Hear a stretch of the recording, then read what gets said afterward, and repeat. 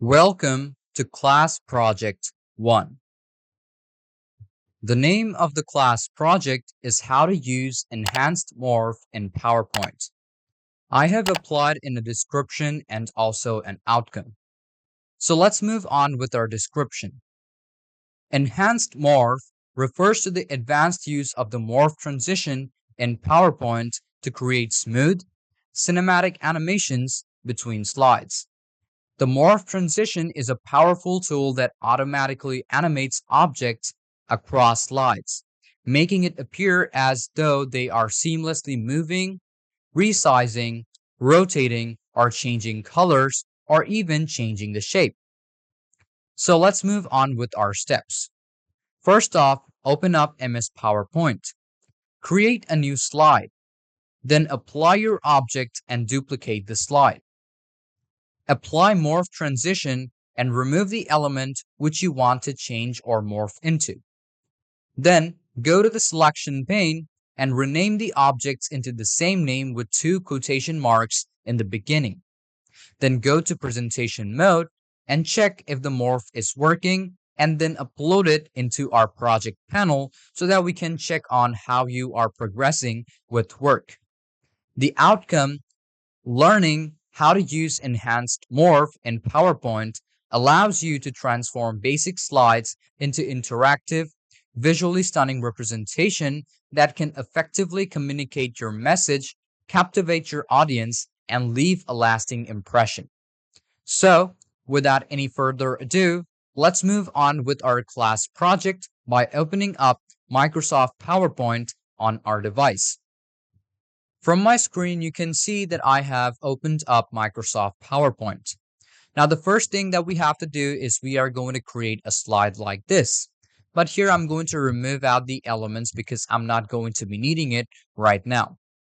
First thing what I want to do is I'm going to add a shape. So I'm going to be using the square shape and I'm going to transform this shape into a star shape or maybe a circular shape or whichever one you prefer. Now, after you apply your elements, go off to your slide and duplicate the slide. The next thing what you want to do is go off to the second slide, and here I'm going to be replacing this element with another one.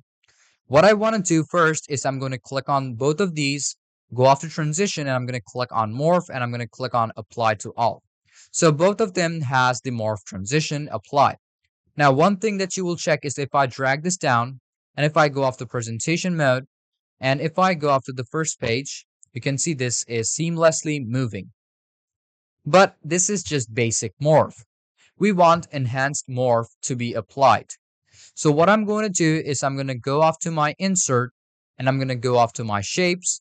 And here I'm going to find out what I want to morph it into.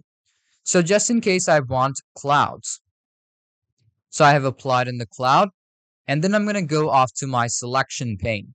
If I go up to the selection pane, we have both of these and I'm going to remove out this rectangle because I'm not going to be needing that.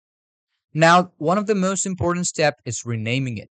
First thing what I'm going to do is I'm going to double click on it and you will see your cursor and put in 2 double or let's say 2 like punctuation marks in the beginning. And then I'm going to put in, let's say, a text which is going to be similar to the second element, what I want to morph it into. So I'm going to type in GUR. So this is going to be the name. I'm going to go off over here, click on clouds, double click on it, put in 2 of these GUR. So GUR over here and GUR over here. So both of them has now been intertwined. So if I go off to my first page and I'm going to open up presentation mode, this is how it looks like. If I go off to the next page, you can see this is how it looks like. Still, you can see we have the element which is working like this. So what if I delete this and if I apply another shape, such as maybe a circle, I'm going to apply like morph over here. And over here, I'm going to type in GUR. 2 marks, GUR. If I go off to presentation mode now, and if I go off to the next page, you can see that the square is turning into the circle. And if I go back, the square or the circle will turn into a square. So you can see how these animations take place or how enhanced morph actually works on your device. So after you're done with it, just take a screenshot or maybe just upload this whole file into our project panel so that we can check how you are progressing with work. So let's move on to class project 2 of PowerPoint course.